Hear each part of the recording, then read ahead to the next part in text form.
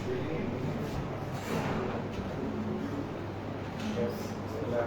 Good evening, everybody. All of you welcome. Today we have we are going to bring one workshop for the students. Why it's such delay? Because we are trying to do this workshop online and here also. There are some members. They are with us online. So that's the reason. So I think all of the Pakistanis. So I could talk in English, or you want me to talk in Urdu? Urdu. Okay. So anybody have a problem with Urdu? They can understand? Yes. Okay. अच्छा जी, आप सबका बहुत बहुत शुक्रिया join करने का। Basically ये जो वर्कशॉप है ये आपके लिए ही अरेंज की गई है। इसका जो मेन जो पॉइंट है हमारा डिस्कशन का है, मैं 3 पॉइंट्स को डिस्कस करूंगा टुडे। 3 पॉइंट्स को हम डिस्कस करेंगे।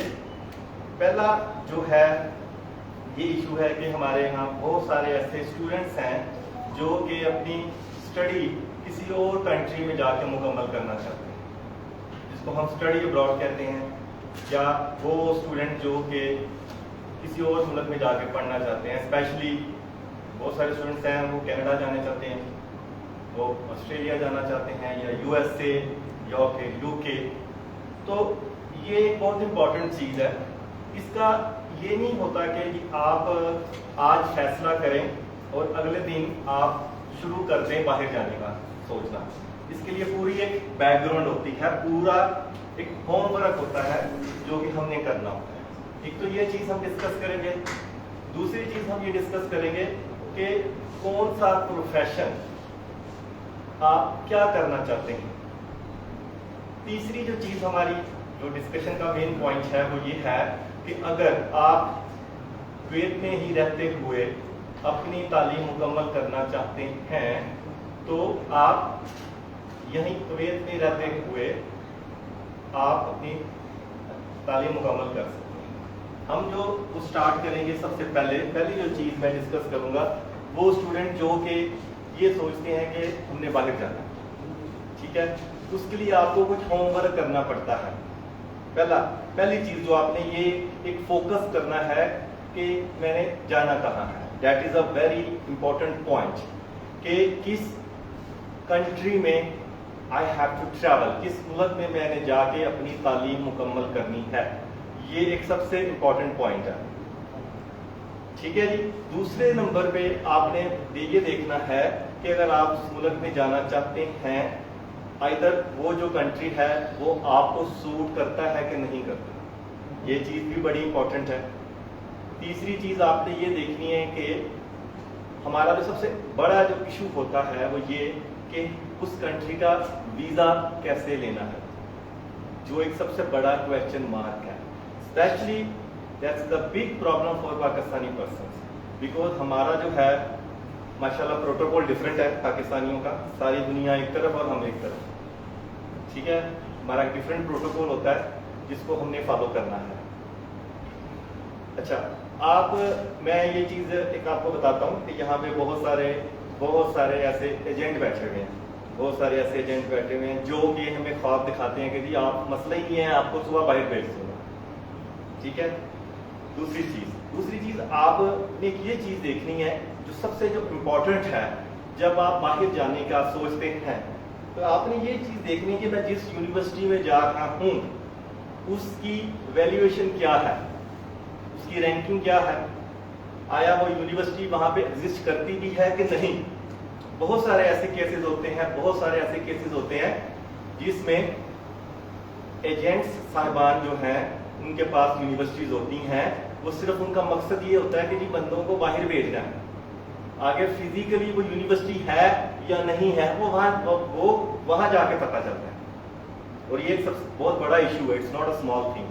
आप वहाँ पे गए हैं, आपने पैसे भरे हैं, वहाँ जाके पता चला जी यूनिवर्सिटी जो है वो आपका घर जो है वो यूनिवर्सिटी से बड़ा। पेपर में यूनिवर्सिटी होती है, एक ऑफिस होता है, यूनिवर्सिटी एग्जिस्ट कर रही है, ठीक है। तो एक और चीज आती है, हमारे यहाँ बहुत सारे ऐसे स्टूडेंट्स हैं मैं ये कहूँगा कि 20% हमारे पास जेन्युइन स्टूडेंट होते हैं। 20% जेन्युइन स्टूडेंट हैं जो कि बाहर जाके पढ़ना चाहते हैं। 80% कौन से स्टूडेंट हैं जो ये कहते हैं कि बस बाहर भेज दो हमें, बस उनका ये एक एम होता है कि हमें बस बाहर भेज दें, आगे जाके मैं खुद ही देख लूंगा। ठीक है, उनका मकसद पढ़ना नहीं होता। उनका मकसद ये होता है कि मैं वहां पे जाके वीजा शॉप पे काम करना है, वहां पे जाके मैंने जो है वो पेट्रोल पंप पे काम करना है, वहां पे मैंने जाके जो है ABCD इस तरह के काम करने हैं। They are not a genuine student. वो सिर्फ क्या करते हैं, उनका मकसद होता है बाहर जाना। ठीक है, तो मैं उनको ये रिकमेंड करूंगा 20 लाख रुपया पाकिस्तानी, 25 लाख रुपया, 30 लाख रुपया दे के एज ए स्टूडेंट जाना और फिर वहां पे जाके ना पढ़ना। ठीक है, इतनी इससे कम फीस तो नहीं ना होती। कम से कम आप 4-5 हजार दिनार तो देके जाते हो ना फीस, स्टार्ट पे इनिशियल फीस इतनी तो देके जाते हो। तो इतने पैसे दे के वहां पे जाना, जाके ना पढ़ना, व्हाट इज द बेनिफिट? उससे बेहतर है कि वो पैसे का वैसे वीजा लेके या अपने ऊपर खर्च करो, पैसे खर्च करके वैसे वीजा लेके चले जाओ। Don't go as a student. उसका प्रॉब्लम क्या आता है कि हमारे जो दूसरे जेन्युइन स्टूडेंट्स होते हैं उनके लिए भी प्रॉब्लम आती है। ये मैं गलत हकीकत है जो बता रहा हूँ, जो कि रियलिटी है। ऐसे ही होता है ना, आपके बहुत सारे ऐसे दोस्त होंगे, जानने वाले होंगे। कितने आपके दोस्त हैं जो बाहर गए हैं पढ़ने के लिए और उसमें से जेन्युइन स्टूडेंट्स हैं। मैं भी ये काम 5-6 साल से कर रहा हूँ, तो मुझे भी पता चल जाता है कि ये students either this student want to go for a study purpose और just you want to go sleep away. और मुझे सबसे हैरानगी ये होती है, पेरेंट्स आके कहते हैं बस जी मेरे बेटे को बाहर भेज दो, खैर है बाहर चला जाए, बस क्या करना है वहां जाके, या तो पढ़ना है ना, फिर तो ठीक है, there is no problem, that you can go. अगर आपने वहां पे जाके सिर्फ पिज्जा डिलीवरी करनी है तो फिर यहाँ भी कर लो। यहाँ पे नहीं होती, यहाँ पे भी तलाबात वाले जॉब दे देते हैं, इतने पैसे मिलते हैं यहाँ पे भी। उससे ये ना समझो कि वहां पे कम मिलते हैं, इतने पैसे मिलते हैं। क्योंकि जब आप ओवरऑल अपनी सेविंग करोगे, वहां पे आपने खाने के पैसे भी देने हैं, वहां पे आपने अपना जो रहना है वो भी देने हैं। यहाँ पे तो आप अपने माँ बाप के घर में हो ना, खाना फ्री में मिलेगा, रह भी फ्री में रहे हो, जो पैसे बचे हैं सेविंग ओवरऑल कैलकुलेशन तो वही है ना। तो हम करते क्या है, हम बाहर इसी मकसद के लिए जाते हैं। दूसरी चीज, अच्छा जी अब हम बात करते हैं जेन्युइन स्टूडेंट्स। ठीक है, मैं ये नहीं कह रहा कि सारे जाने वाले हैं, ठीक है, they want to go, they are the genuine student, they have to go, they need to travel. तो किस चीज का ख्याल रखना है? सबसे पहले किस चीज का ख्याल रखना है? Try to select a university जो कि फिजिकली एग्जिस्ट करती हो। यूके में 2000 यूनिवर्सिटीज हैं, 2000 universities are there in UK, if you will try to figure out. So उसमें से 500 भी नहीं जेन्युइन है, बाकी सारी घोस्ट हैं, फेक यूनिवर्सिटीज हैं। उनका मकसद क्या है कि स्टूडेंट्स आए, क्योंकि उनको पता उन्होंने पढ़ाना तो है नहीं। उन्होंने मेरे साथ बहुत सारी यूनिवर्सिटीज कम्युनिकेट करती है, वो कहती है कि आप यूनिवर्सिटी आप हमें भेजो, हम आपको कमीशन देंगे। कमीशन भी बड़ी अच्छी मिलती है, ये नहीं कि थोड़ी बहुत अच्छी हैंडसम कमीशन मिलती है। 3 से 4,000 US डॉलर तक कमीशन मिलती है। It's not a small amount, it's a big amount. ठीक है, तो आपने जो चीज सबसे पहले एक चीज अपनी जो कंसीडर करनी है, जो आपने सोचनी है, what you have to decide which university you are going to select. That is a very much important thing. वो कैसे पता चलता है? मैं इसकी एक एग्जांपल देता हूँ। मैं एक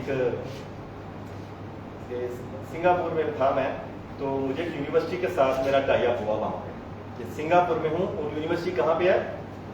पेरिस में, फ्रांस में। उस यूनिवर्सिटी के साथ मेरा कम्युनिकेशन हुई। उन्होंने कहा ठीक है जी आप हमारे पास स्टूडेंट भेजें, हम 2 काम करेंगे, हम आपके स्टूडेंट्स को ऑनलाइन भी पढ़ा देंगे और आप स्टूडेंट्स भेज भी सकते हैं। मैं कहता हूँ वेरी गुड, ठीक है। और लकीली मेरा एक दोस्त वो उस वक्त पेरिस में थे।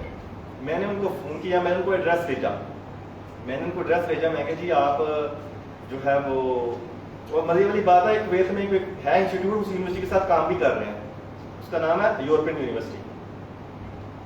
अच्छा, वो मैंने उनको अपने दोस्त को भेजा, मैं कहा ये एड्रेस है तो आप काइंडली जरा चेक करें। और मजे वाली बात है, बिलीव मी, जो एड्रेस उन्होंने दिया था फिजिकली वहां पे यूनिवर्सिटी है ही नहीं। फिजिकली है ही नहीं, घोस्ट एड्रेस होते हैं, यूनिवर्सिटी बना ली, लोगों से पैसे लिए और काम चल रहा है। तो ये एक सबसे इम्पोर्टेंट चीज़ है। जब भी आपने जाना है, आपके दोस्त साथी, बहुत सारे आपके जानने वाले रिश्तेदार जो कि उस कंट्री में रहते हैं, आप उनको बोलें, आप उनसे बात करें।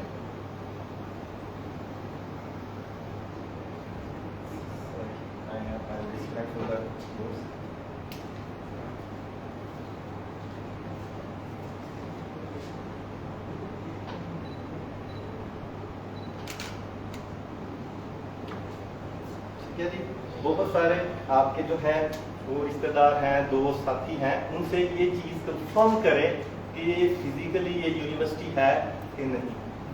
इट्स वेरी इंपॉर्टेंट, क्योंकि आपने अपने पैसे ज़ाया करने हैं, 4 साल वहाँ पे रहना है, पढ़ना है, ऑन द एंड आपको अगर एक डिग्री मिलेगी तो ये भी तो देखना है कि उसकी वैल्यू क्या है, उसकी वर्थ क्या है।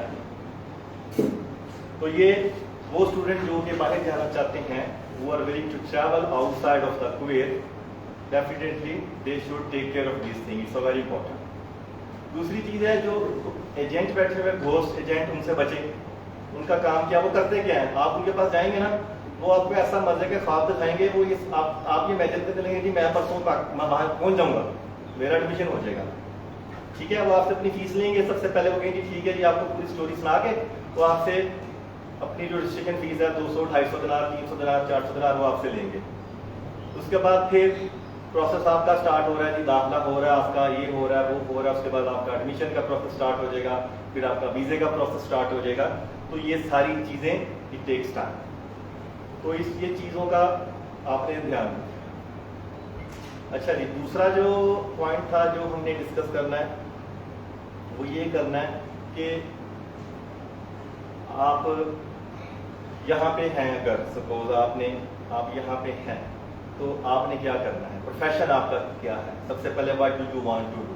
बहुत सारे स्टूडेंट्स जो हैं, बहुत सारे ऐसे हमारे स्टूडेंट्स हैं जो कि ये कंफ्यूज होते हैं कि उनको कौन सी फील्ड अडॉप्ट करनी चाहिए। जैसे कंप्यूटर साइंस में बहुत सारे प्रॉब्लम आ जाते हैं कि जी मैं कंप्यूटर में क्या करूँ, अगर मैंने बिजनेस पढ़ना है तो मैंने बिजनेस क्यों पढ़ूँ। अब बिजनेस में अभी बहुत सारी बारीकियाँ आ गई हैं बिजनेस में, जैसे बीएससी बीबीए में आ जाता है, अकाउंटिंग एंड फाइनेंस आ जाता है, उसके बाद बिजनेस एडमिनिस्ट्रेशन आ जाता है, उसके बाद आपके पास HR मैनेजमेंट आ जाता है, बिजनेस मैनेजमेंट है, अब बहुत सारी चीज़ें हैं। और एक चीज़ और है, बीकॉम। बहुत सारे स्टूडेंट्स ऐसे हैं, मेरा बहुत ज़्यादा इख्तलाफ है बीकॉम से, और सबसे ज़्यादा स्टूडेंट करते ही बीकॉम है। सबसे ज़्यादा मेरा इख्तलाफ है, मैं सबसे ज़्यादा जो खिलाफ हूँ वो बीकॉम के है। क्यों? क्योंकि पाकिस्तान से जो बीकॉम होता है अभी शायद चेंज हो गया है। क्यों सर, काशी में भी चेंज कर दिया उन्होंने 4 ईयर। जो 2 इयर्स बीकॉम है ना, 2 years BCom that is useless.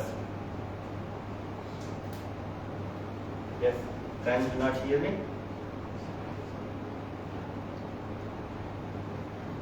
जी अच्छा जी, जो 2 ईयर, अब तो बीकॉम आ गया ना 4 साल का, तो हमारे पास और ज़्यादा मल्टी ऑप्शन हैं। आप अभी जो दौर है समथिंग स्पेशल है, अभी अब ये तो है नहीं, हर चीज़ यूनिक होनी चाहिए। अब इसमें हमारे पास है BA accounting and finance specialisation है, और मजे वाली बात यह है कि उन्होंने इसको साइंस की डिग्री बना दी हुई है। दे विल नॉट से it's a bachelor business administration, they will say BSc in accounting and finance, science की डिग्री कंसीडर करते हैं। इसका आगे स्कोप क्या है, BSc के बाद you can go for MSc accounting and finance. उसके बाद बिजनेस मैनेजमेंट आ जाता है, बिजनेस मैनेजमेंट है, उसके बाद बिजनेस एडमिनिस्ट्रेशन है। अब ये 2 डिफरेंट वर्ड्स हैं, management is a different, administration is a different. दो जो है सेपरेट डोमेन है, एडमिनिस्ट्रेशन अलग आ जाता है, मैनेजमेंट अलग आ जाता है। उसके बाद हमारे पास आ जाता है HR ह्यूमन रिसोर्स मैनेजमेंट है, ये आ जाता है हमारे बिजनेस की डिग्री। बिजनेस के बाद हमारे पास आ जाता है कंप्यूटर साइंसेज है। अब इसमें कंप्यूटर में बहुत सारी जो बच्चों को कंफ्यूजन आ जाती है, कंप्यूटर में हम क्या करें। एक आ जाता है इंजीनियरिंग, सॉफ्टवेयर इंजीनियरिंग है, सॉफ्टवेयर इंजीनियरिंग। एक आ जाता है आपका BSc computer science network system आ जाता है। उसके बाद सॉफ्टवेयर डेवलपमेंट आ जाता है, उसके बाद आपके पास एक न्यू, अभी जो एक नई रिसर्च जो है, अभी जो नई आगे जो फ्यूचर है, अभी जो फ्यूचर है वो है BSc cyber security. Cyber security, जैसे साइबर सिक्योरिटी से मुराद ये है, ये अब आपने देखा होगा यहाँ पे हर चीज़ ऑनलाइन हो गई है, ठीक है। इसकी एग्जांपल मैं ऐसे दूंगा, पहले एक बंदे ने एक ऑफिस लिया या एक बिल्डिंग बनाई, उसके थे उसमें 20 कमरे, अब उसको 2 सिक्योरिटी गार्ड की जरूरत है। अब उसने 20 की बजाय 40 कर लिए कमरे, तो डेफिनेटली उसको ज्यादा गार्ड्स की जरूरत हो जाएगी, तो उसको डबल। तो ये भी साइबर सिक्योरिटी का भी मकसद ये है कि बेसिकली ये सिक्योरिटी गार्ड्स हैं। सिक्योरिटी गार्ड इन विच सेंस, ये नहीं बाहर पिस्तौल लेके खड़े होंगे, ये है आपके ऊपर जो ऑनलाइन जो है उनके ऊपर जो अटैक होते हैं, ऑनलाइन अटैक इसको बोलते हैं, जिसको हम साइबर सिक्योरिटी स्पेशलिस्ट, आपने फिल्मों में देखा होगा ना, वो एक कैप पहन के बंदा बैठा हुआ है फिल्मों, और वो जनाब हैक कर रहा है सिस्टम और दिस एंड दैट, तो वो एक नेगेटिव साइड दिखाते हैं। पॉजिटिव साइड इसको बोलते हैं एथिकल हैकिंग। एथिकल हैकर से ये मुराद है कि आपने जुर्म होने से रोकना है, ठीक है। 2 तरह के हैकर होते हैं, एक होता है क्रिमिनल हैकर, एक होता है एथिकल हैकर। क्रिमिनल हैकर वो है जो जिसने आपके अकाउंट से, बैंक अकाउंट से पैसे चोरी किए। एथिकल हैकर कौन है? जिसने वो अटैक होने से रोका, सो इसको बोलते हैं एथिकल हैकर। अब बहुत सारे एक हैकर है, इसमें पाकिस्तानी इस वक्त एक आपने नाम सुना है राफेल, सो उसको Google they hire him, Google वालों ने हायर किया। उसने क्या किया, वो करते क्या है, वो आपकी वेबसाइट के ऊपर अटैक करते हैं, अटैक करके उसको डिस्टर्ब नहीं करते, फिर आपकी कंपनी को ईमेल करते हैं कि जी आपकी वेबसाइट में या आपके सिस्टम में ये फलान चोर रास्ता है, जहां से लोग एंटर हो सकते हैं, काइंडली आप इसको रोकें, ठीक है।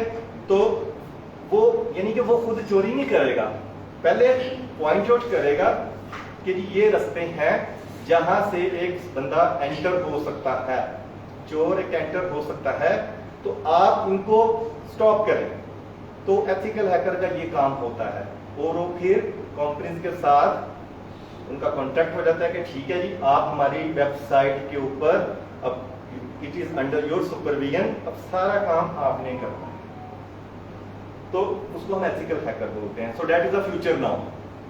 अभी मार्केट में आप एक भी ग्रेजुएट नहीं दिखा सकते जो कहेंगे जी मेरे पास साइबर सिक्योरिटी की डिग्री है, क्योंकि ये स्टार्ट हुई है 2021 में, 2021 में स्टार्ट हुई है। इट विल टेक 3 years, 24 में approximately first batch will come into the market, तो that is the future. Anybody who is good in mathematics, who love to work on in future, मैं उसको पर्सनली ये suggest करूंगा कि go for a cyber security.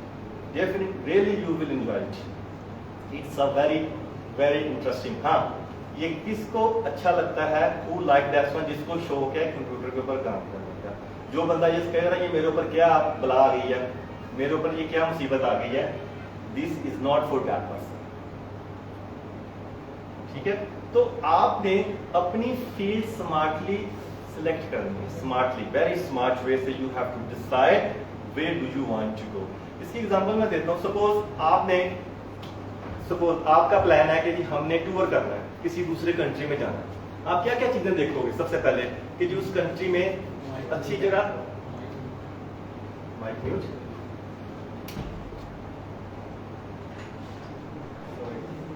Okay, आपने क्या देखना है उस कंट्री में, आप जब प्लान करते हो ना टूर के लिए, क्या प्लान करते हो कि वो कौन से कंट्री में जाया जाए, ज्यादा अच्छी जगह कौन सी है, टिकट किसकी चीप है, फिर जो है वो आप ये देखते हो कि होटल्स कहाँ पे सस्ते हैं, यही चीजें आप देखते हो ना।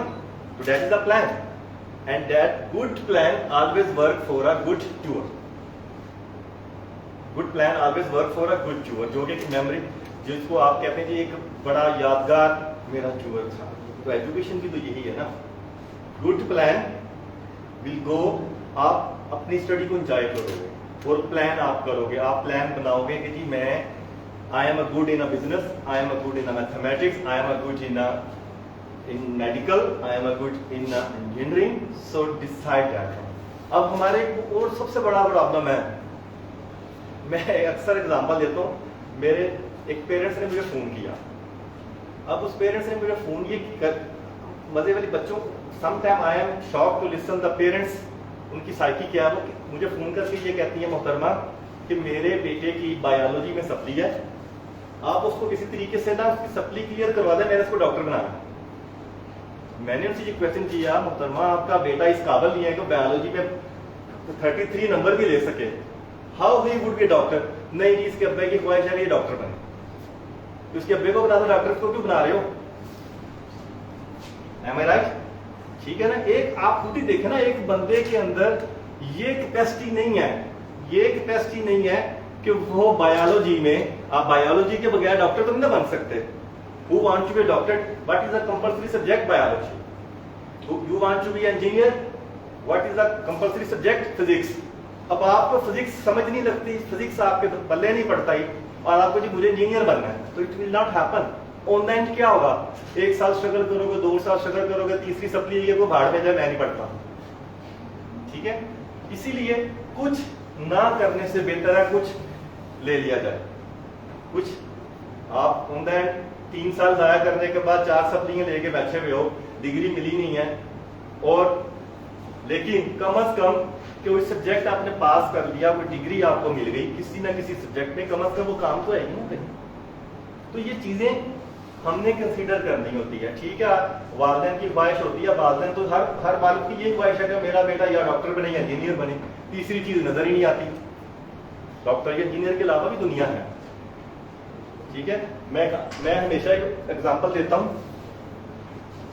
जो बैक बेंचेस होते हैं ना, वो दुनिया में सबसे ज्यादा कामयाब होते हैं। Back benches, why are you laughing? ठीक है, तो जो बैक बेंचेस है ना, दे आर ऑलवेज सक्सेसफुल। जितने दुनिया के अमीर आदमी है, alibaba.com का ऑनर देख लो, 10वीं से भागा हुआ है। ठीक है, बिल गेट्स, माइक्रोसॉफ्ट, भाई साहब ने 12 भी नहीं थी की। उसके बाद आप स्टीव जॉब जो है एप्पल का ओनर था। यानी जितनी आप हिस्ट्री है ठीक है, मैं ये नहीं कह रहा कि सारे जितने भी जो पढ़े लिखे लोग हैं वो कामयाब नहीं होते, डेफिनेटली दे आर, बट मैं एवरेज कंसीडर कर रहा हूँ ना, कि आप 80-20 की एवरेज पकड़ लें। जो बैक बेंचेस हैं, दे आर ऑलवेज सक्सेसफुल। तो हमेशा जो है वो आप अपने, हमेशा जो है वो अपना आप डिसाइड करो, you have to decide what you have to do. ये नहीं होता कि ठीक है जी, अब मैं समझ लग नहीं रही है, मैं रट्टा लगा रहा हूँ फिजिक्स को, फिर मैं केमिस्ट्री को रट्टा लगा रहा हूँ, और ऑन द एंड बनेगा कुछ नहीं। तो आप स्मार्टली प्ले करो, कंपटीशन का दौर है, हर जगह पे कंपटीशन है। आप एक इंटरव्यू के लिए जाते हो, इंटरव्यू के लिए सपोज जा रहे हो, तो 200 बंदे होंगे जो एप्लीकेंट होंगे, जो कि अप्लाई कर, जिन्होंने करना है, जॉब तो एक को मिलनी है। तो ये चीज आपने हमेशा कंसीडर करनी है कि मैं किस प्रोफेशन में जाऊं, कौन सा सब्जेक्ट मुझे पढ़ने का मजा आता है, और ये सब्जेक्ट मुझे अच्छा लगता है, that is a good for me. तो ये तो था दूसरा टॉपिक। तीसरा जो था, जो आपसे वो डिस्कस करनी है, वो ये है कि अभी हमारे पास बहुत सारे ऐसे स्टूडेंट्स हैं जो कि दे आर डिसाइडिंग, जो भी इस वक्त ये डिसाइड ये कर रहे हैं, they have done there 12th और आइदर 10। मैं 12th की बात करूंगा, वो बच्चे जिनका 12th अभी मुकम्मल हो चुका है। No they are in this condition to decide what they have to do. अब उन्होंने करना क्या है। अब आपको भी पता है सबसे ज्यादा जो बड़ा मसला है पाकिस्तानी कि हमारे पास कुवैत में ऑप्शन नहीं है कि 12th के बाद हम कहाँ पे जाएं, हम क्या करें। तो ये एक सबसे बड़ा मेजर प्रॉब्लम है हमारा। तो हमारे पास इसका सोल्यूशन है, यही हम काम करते हैं।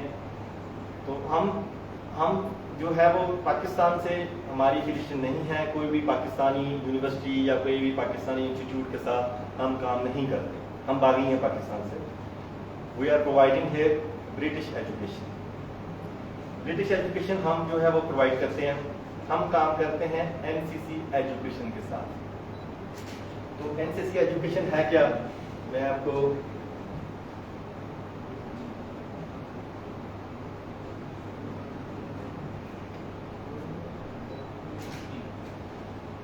NCC education, awarding Great Britain qualification. NCC stand for, मैं थोड़ा सा NCC बता दूं कि NCC का मतलब है, NCC ने स्टार्ट किया था अर्ली 1980s में की बात है, जब नया नया कंप्यूटर आया था। तो ब्रिटिश गवर्नमेंट ने एक कंपनी है जिसका नाम था NCC, नेशनल कंप्यूटिंग कंपनी, उसके साथ मिलके उन्होंने कहा कि ये कॉन्ट्रैक्ट आपके पास है, आपने लोगों को अवेयरनेस देनी है what is a computer, what is the benefit of computer, how computer works, how the computer would be more proficient and more beneficial for your future. तो NCC एजुकेशन और ब्रिटिश गवर्नमेंट के दरमियान contract हुआ, जो कि 1995, 96, 7 के between collapse खत्म हो गया।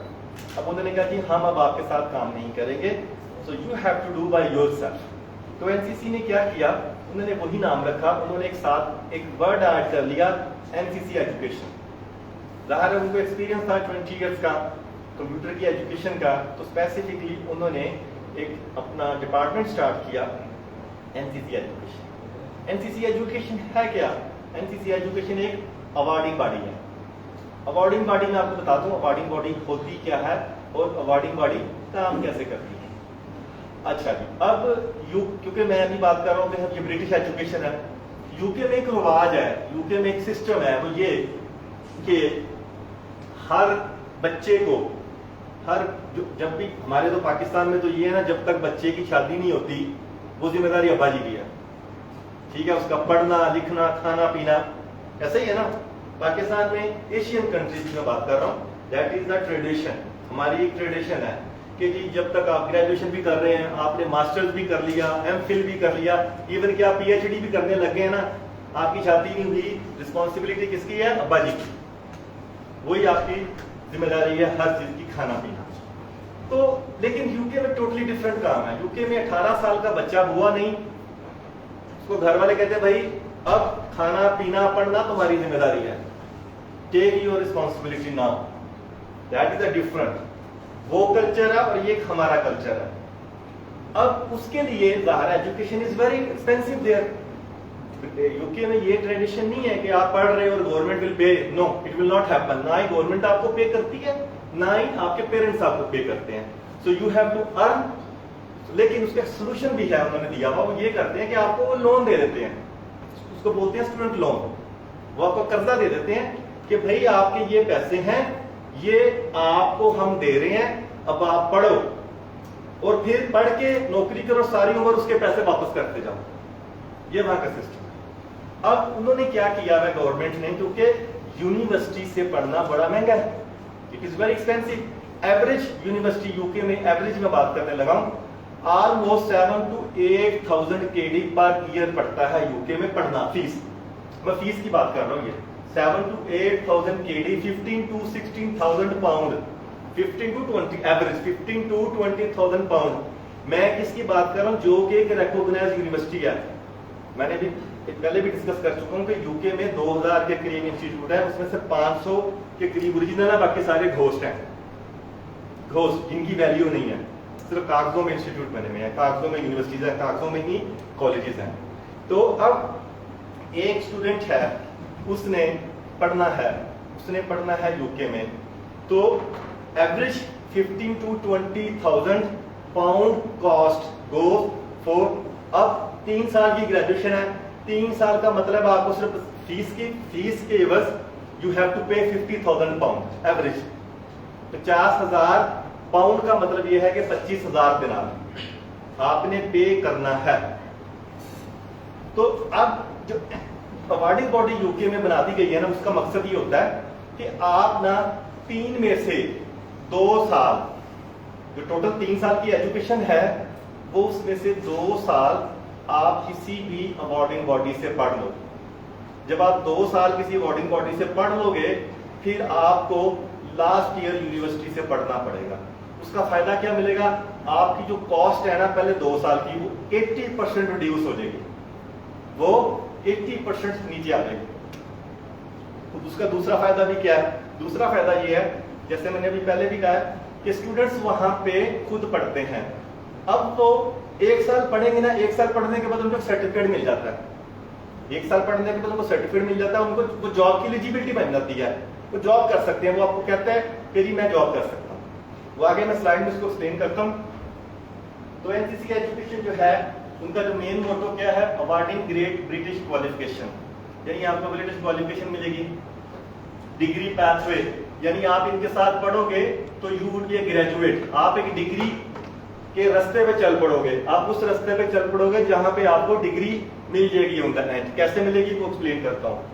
तीसरा जो उनका मोटो है, globally recognised, that is the important thing. Globally recognised का मतलब है कि सारी दुनिया में इस एजुकेशन को माना जाता है, सारी दुनिया में ये एजुकेशन तस्लीम की जाती है।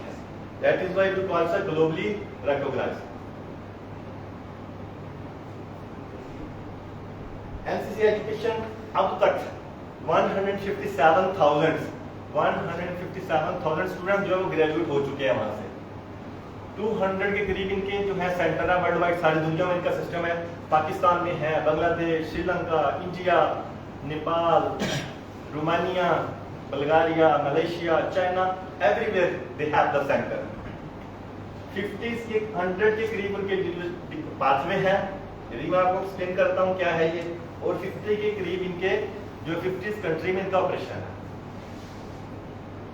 इसकी जितनी भी एजुकेशन है वो सारी की सारी अप्रूव्ड है ऑफ क्वाल से। ऑफ क्वाल है क्या, जिस तरह हमारे पाकिस्तान में एचईसी होती है, या जिसको आप यूजीसी बोलते हो, यूनिवर्सिटी ग्रांट कमीशन, या एचईसी हायर एजुकेशन, या मिनिस्ट्री ऑफ एजुकेशन, इसी तरह यूके में सारी की सारी जो इंस्टीट्यूट्स है वो अंदर आते हैं ऑफ क्वाल के।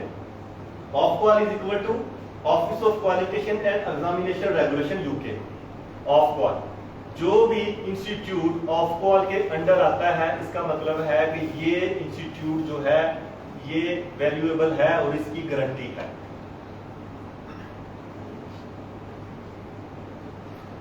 यूके में एक और चीज है, वहां पे लेवल सिस्टम है, वहां पे क्लास 1 2 3 4 5 11 12 नहीं है, वहां पे लेवल चलते हैं। उनके लेवल स्टार्ट होते हैं लेवल 0 से लेके लेवल 8 तक। लेवल 0 क्या है, जो बच्चा यूकेजी और एलकेजी मुकम्मल कर ले, यूकेजी और एलकेजी इसको कहते हैं, इसका लेवल 0 कंप्लीट है। जो स्टूडेंट क्लास 1 से लेके क्लास 5 तक एजुकेशन मुकम्मल कर ले, 5 साल जिसकी तालीम मुकम्मल हो जाए, वो कहते हैं इसका लेवल 1 क्लियर है।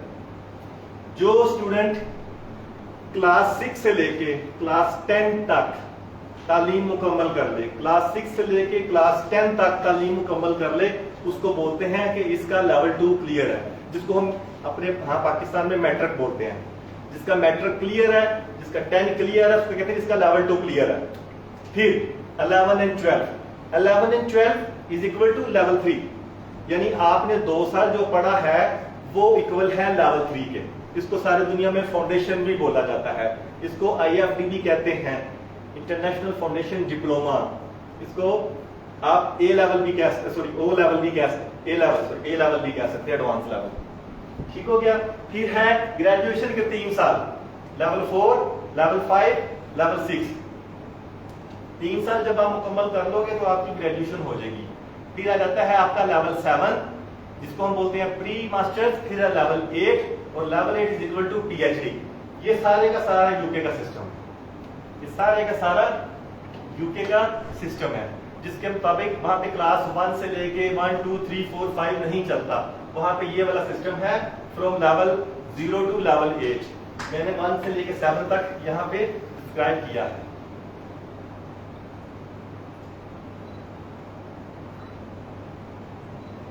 अब हमारे पास ऑप्शन ये है, मेरे पास ऑप्शन ये है कि कोई भी स्टूडेंट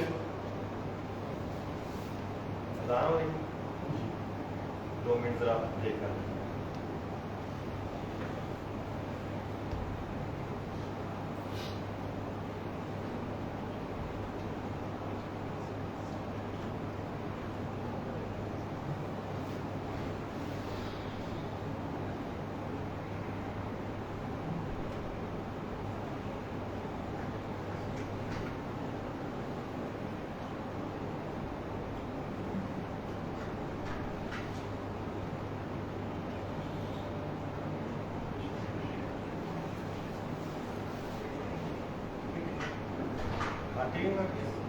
ओके, अच्छा जी, हमारे पास ऑप्शन ये है कि जो बच्चे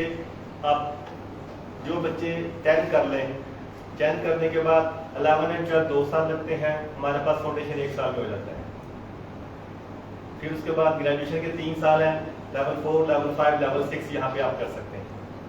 सिर्फ हमारे पास ऑप्शन ये है कि सिर्फ 4 ऑप्शन अवेलेबल है। या तो बच्चे कर सकते हैं कंप्यूटर साइंस या साइबर सिक्योरिटी में या बिजनेस, या फिर एक नया ऑप्शन हमने शुरू किया वो है business and IT, business and computer combined.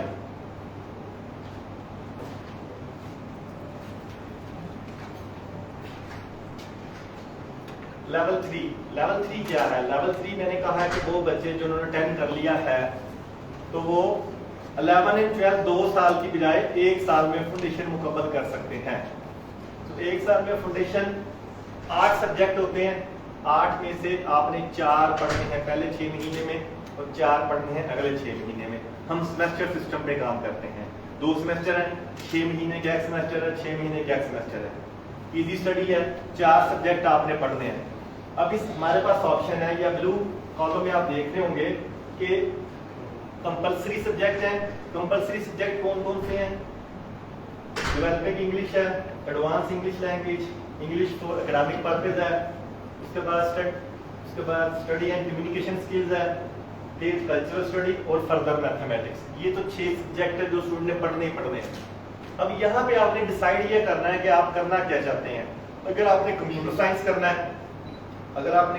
करना है तो आपको कंप्यूटर के ये 2 सब्जेक्ट पढ़ने पड़ेंगे, इंट्रोडक्शन टू कंप्यूटर साइंस और इंट्रोडक्शन टू प्रोग्रामिंग। अगर आपने बिजनेस पढ़ना है तो आपको ये 2 वर्ड बिजनेस और इकोनॉमिक्स आपने पढ़ना है। अगर आपने इंजीनियरिंग करनी है, आगे इंजीनियर बनना है, तो आपको फर्दर मैथमेटिक्स और फिजिक्स पढ़ना पड़ेगा। अगर आपने आगे डॉक्टर बनना है तो आपको केमिस्ट्री और बायोलॉजी पढ़नी पड़ेगी। तो ये ऑप्शन है। हमारे पास होता यह है कि हम जो है 4 सब्जेक्ट पहले 6 महीने में, 4 में से हम 3 जो है यहाँ से लेते हैं 3 सब्जेक्ट, और एक जो है आपका इलेक्टिव होता है। फिर जब अगला 6 महीने आ जाते हैं, फिर उसमें से 3 हमारे जो है वो जो 3 फिर हमारे कंपलसरी और एक जो है वो इलेक्टिव हम पढ़ाते हैं। तो ये इसका फाउंडेशन हमारा फेस टू फेस हम पढ़ाते हैं, यहाँ पे हमारे यहीं पे क्लासेस होती हैं। 1 साल का ये ड्यूरेशन है, 1 साल में मुकम्मल हो जाता है। एक चीज आप यहाँ पे लिखिएगा, यहाँ पे लिखा हुआ फर्स्ट फुल टाइम और पार्ट टाइम 2 इयर्स। 2 इयर्स से क्या मुराद है? 2 इयर्स से मुराद ये है कि बहुत सारे ऐसे बच्चे हैं जो कि हम कह लें स्लो लर्नर होते हैं, जो स्लो लर्नर है, जो जिनको जरा थोड़ी देर में समझ आती है। हम उनके ऊपर फिर बोझ नहीं डालते, हम उनसे ये कहते हैं कि भैया आप 4 जो पढ़ने हैं 6 महीने से 2 सब्जेक्ट पढ़ो, 2 6 महीने में, फिर अगले फिर 2 6 महीने में, फिर उसके बाद अगले 2, फिर उससे अगले 6 महीने में। इस तरह 2 साल में स्टूडेंट जो है वो 8 सब्जेक्ट मुकम्मल कर लेता है। अब बहुत सारे ऐसे बच्चे हैं जिनसे मैट्रिक नहीं होता, वो फेडरल बोर्ड में फंसे हुए हैं, 4 सप्ली आ चुकी हैं, 5 सप्ली आ गई हैं, फंसे हुए हैं, दे कैन नॉट डू। तो हाँ, उनके लिए प्रॉब्लम आ जाती है। तो हम ये ऑप्शन जो है उनको दे सकते हैं। हमारे पास 4 इंटेक है, हम एडमिशन लेते हैं मार्च में या जून में या सितंबर या दिसंबर में। इस वक्त हमारा सितंबर इंटेक जारी है, चल रहा है, आज पहली क्लास है, चल रही है हमारी। ठीक है जी। एक चीज इसमें बहुत अच्छी है, इसमें एग्जाम भी होते हैं और असाइनमेंट्स भी हैं। एंट्री रिक्वायरमेंट क्या है इसमें? जो बच्चे जिनका मैट्रिक क्लियर है वो इसमें एंटर हो सकते हैं। और दूसरी जो रिक्वायरमेंट है वो है इंग्लिश की आइल्स या फिर ईसोल। हमें आइल्स का 4.5 बैंड चाहिए या फिर ईसोल। हम आइल्स नहीं लेते या हम नहीं करवाते क्योंकि स्टूडेंट को टफ होता है। हमारे पास एक और एग्जाम है ESOL. ESOL stand for English for the speaker of other languages. ESOL का एग्जाम हमारे पास है, सेंटर भी यहाँ पे है, हम एग्जाम के पैसे भी हम पे करते हैं अपनी जेब से, ट्रेनिंग भी हम फ्री करवाते हैं और बच्चों को हम कहते हैं कि जी ईसोल का एग्जाम पास कर लें और दैट इज इक्वल टू आइल्स। अच्छा, इसका एक और बहुत बड़ा फायदा है। अब बहुत सारे बच्चे हमारे, मैंने स्टार्ट में जो बात की थी, बहुत सारे ऐसे बच्चे हैं जो कि बाहर जाना चाहते हैं पढ़ने के लिए। अभी अगर किसी पाकिस्तानी स्टूडेंट ने एफएससी की है और वो यूके पढ़ना चाहता है तो वो हमारी एफएससी को नहीं मानते। वो क्या कहते हैं कि जी ठीक है जी आपने एफएससी की है लेकिन आपको फाउंडेशन फिर वहां पे जाके करना पड़ेगा। इस तरह बच्चों का बहुत टाइम जाया होता है। जैसे कैसे, उसकी मैं एग्जांपल देता हूँ। एक स्टूडेंट है, उसने 11 एंड 12 में 2 साल लगाए, करने के बाद वो यूके पढ़ने के लिए गया, उसको फिर वो फाउंडेशन करवाएंगे, 3 साल लगेंगे। तो जिन बच्चों ने सोचा हुआ है कि हमने तो बाहर जाना पढ़ने के लिए, हम ऑलरेडी डिसाइड कर चुके हैं, तो वो 10 के बाद सीधा मेरे पास आए, फाउंडेशन करें 1 साल में और बाहर चले जाएं और उनके 2 साल बचेंगे। कैसे? क्यों? क्योंकि एफएससी जो 2 साल लगाएंगे, 1 साल मेरे पास फाउंडेशन कर लिया, 10 के बाद अब बाहर पढ़ने के लिए जाएंगे, डायरेक्ट उनका एडमिशन यूनिवर्सिटी में होगा, उनको फाउंडेशन करने की जरूरत नहीं पड़ेगी और आपके पैसे भी बचेंगे और आपका टाइम भी बचेगा और 2 साल फायदा होगा। तो जो वो स्टूडेंट जो ये बाहर जाना चाहते हैं पढ़ने के लिए, उनको 11 एंड 12 करने की जरूरत नहीं है। अगर करेंगे भी दैट इज यूजलेस, वो उनके काम नहीं आएगी। क्यों? क्योंकि उनको ये फिर फाउंडेशन जाके वहां पे करना पड़ेगा। तो ये वो यूनिवर्सिटीज हैं सारी, ऑस्ट्रेलिया, कनाडा, चाइना है, UK, Singapore, Germany, Hong Kong, almost बहुत सारी यूनिवर्सिटी जो रेकॉग्नाइज, जो अच्छी यूनिवर्सिटी हैं, जो जहां पे पढ़ना चाहिए, उन यूनिवर्सिटी में ये डिप्लोमा एक्सेप्ट होता है। आपने क्या करना है, मैट्रिक के बाद 10 के बाद हमारे से डिप्लोमा करें और डायरेक्ट एंट्री, आपका एडमिशन हो जाएगा। ये एक वीडियो है जिसमें ये सारा एमसीसी सिस्टम को डिस्क्राइब किया गया है।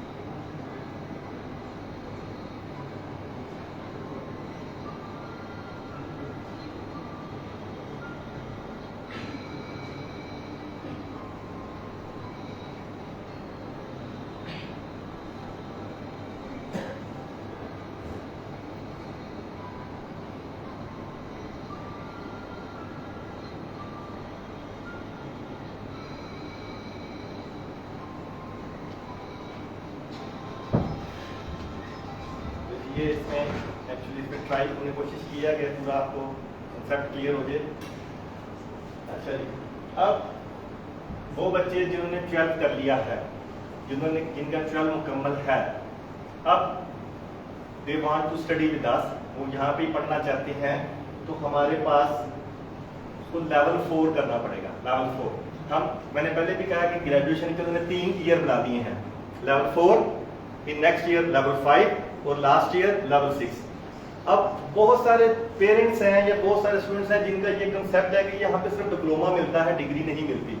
तो उसका आंसर ये है, मैंने पहले भी कहा कि जब आप 1 साल मुकम्मल कर लोगे, अब आप अगर पाकिस्तानी सिस्टम में पढ़ते हैं, किसी पाकिस्तानी यूनिवर्सिटी में पढ़ते हैं, जब तक आपके 3 साल मुकम्मल ना हो जाए आपको डिग्री नहीं मिलेगी। ऐसा ही है ना, 3 साल जब तक पढ़ ना लें आपको डिग्री नहीं मिलेगी। ठीक है, दरमियान में कहीं आपने छोड़ दिया, एजुकेशन छोड़ दी, अब आपने दोबारा 2 साल बाद 3 साल बाद दोबारा आपने ज्वाइन करना है, कहां से शुरू करोगे? जीरो से, क्योंकि आपके पास कोई प्रूफ नहीं है, कोई डॉक्यूमेंट नहीं है। लेकिन यहाँ की ब्रिटिश सिस्टम में यह है कि जब आप 1 साल मुकम्मल कर लोगे तो आपको एक साल का डिप्लोमा मिल जाएगा, फिर आपने दूसरा साल मुकम्मल किया आपको दूसरे साल का डिप्लोमा मिल जाएगा। उसका ये फायदा है कि आपके पास प्रूफ है कि जी मैं 1 साल की स्टडी मुकम्मल कर चुका हूँ, दूसरे साल में दूसरे साल की स्टडी मुकम्मल कर चुका हूँ। जब आप तीसरे साल में आप जाएंगे तो 3 साल मुकम्मल हो जाएंगे, आपको एक डिग्री मिल जाएगी। ठीक है जी, तो हमारे पास जो है वो डिप्लोमा इन कंप्यूटिंग है, इन बिजनेस एंड आईटी, और नंबर 4 साइबर सिक्योरिटी।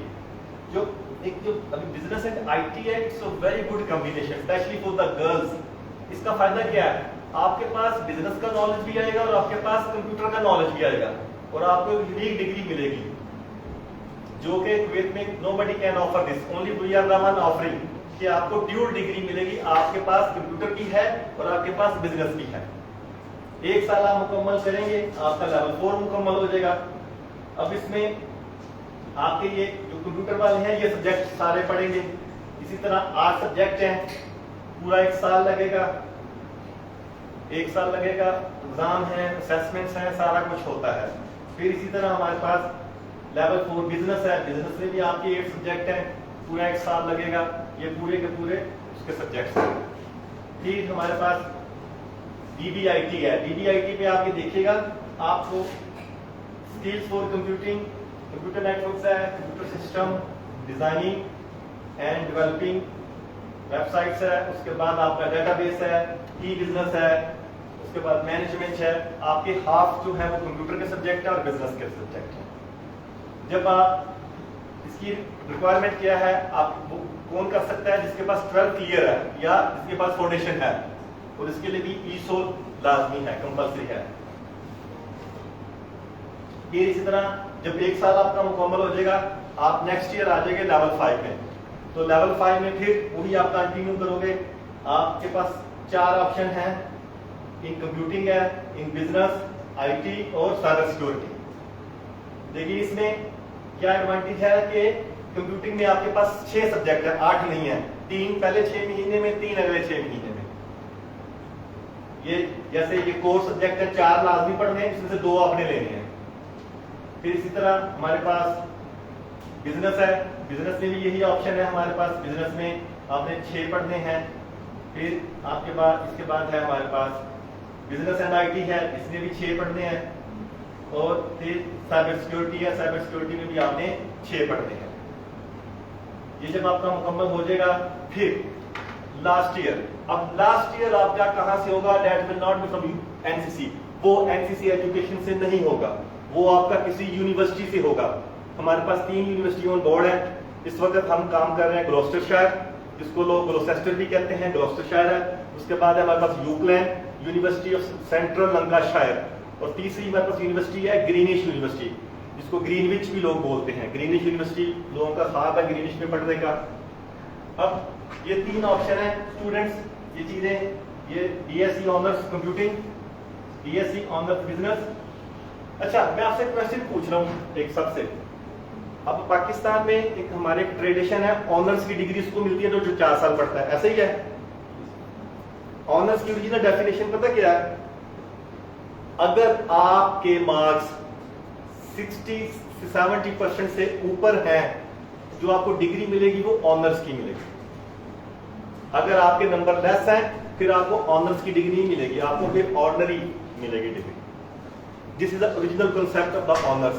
लेकिन पाकिस्तान में कांसेप्ट पता क्या है कि जी ये कॉलेज है, ये ऑनर्स कराता है, 4 साल पढ़ाता है, ऐसा ही है ना पाकिस्तान में, ऑनर्स का कांसेप्ट ये है। लेकिन नहीं, ओरिजिनल कॉन्सेप्ट ऑनर्स का ये है, जिसके 70% से अबव मार्क्स आएंगे उसको ऑनर्स की डिग्री मिलेगी।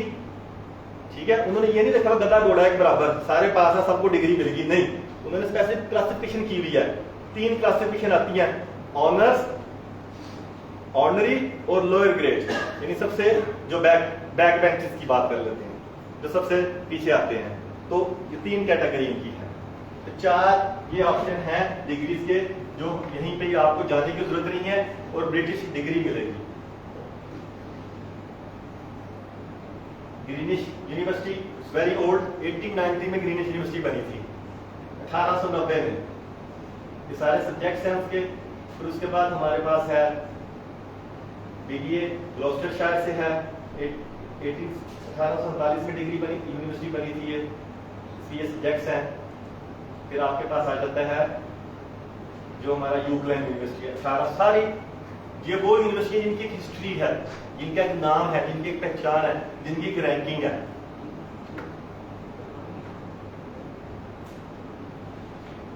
सबसे इंपॉर्टेंट स्लाइड थी फीस प्लान, फीस स्ट्रक्चर क्या है।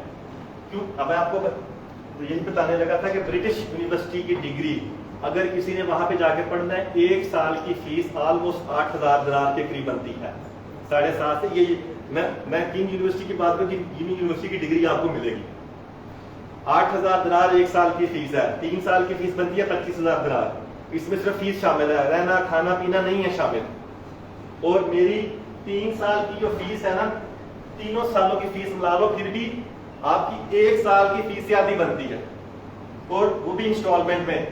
लेवल 4 में 250 KD रजिस्ट्रेशन है, तीनों साल पहले महीने। पहले साल की फीस है 100 KD पर मंथ, दूसरे साल की फीस है 125 KD, और तीसरे साल की फीस है 150 KD। मुझे कोई भी दुनिया की यूनिवर्सिटी बता दें जो आपसे इंस्टॉलमेंट में पैसे लेती हो, कोई यूनिवर्सिटी नहीं है। आपसे कम से कम वो 1 सेमेस्टर की फीस लेते हैं, और 1 सेमेस्टर अगर टोटल फीस 8,000 दिनार है, 1 सेमेस्टर की फीस आपसे 4,000 दिनार बनेगी, और मेरी 3 साल की इतनी फीस है, और वो भी आपने इंस्टॉलमेंट्स में देनी है। और दूसरी चीज, यहाँ पे आप रहें इवनिंग क्लासेस या मॉर्निंग में कहीं भी जॉब करें, और इवनिंग में आप इजीली आप पढ़ सकते, शाम को क्लास होगी 5 से 8, मॉर्निंग में आप जॉब कर सकते।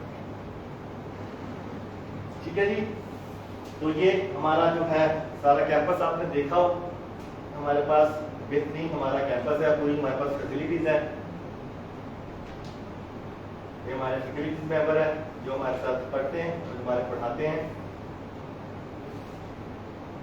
ठीक है, हम हर साल जो है वो हमारे पास एक्स्ट्रा एक्टिविटीज होती है, हम साथ एवरी ईयर हम स्टूडेंट ऑफ द ईयर का प्राइज होता है। उसके बाद हमारे पास स्टूडेंट ऑफ द सेमेस्टर के प्राइजेस होते हैं। ये हमारी जो फर्स्ट जो हमारी थी student of the year 2019 and 20।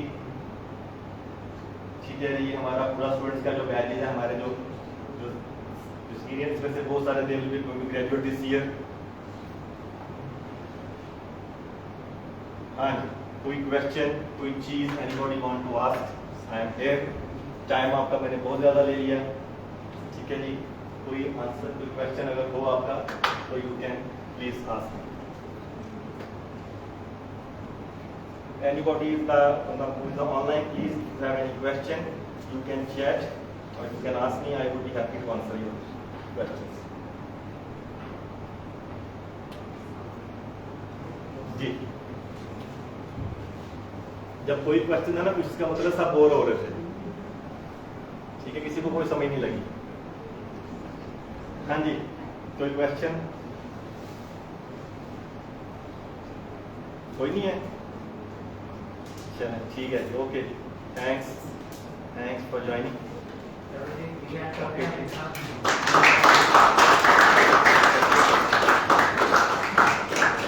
Anybody have a question on the online? So I'm happy to answer.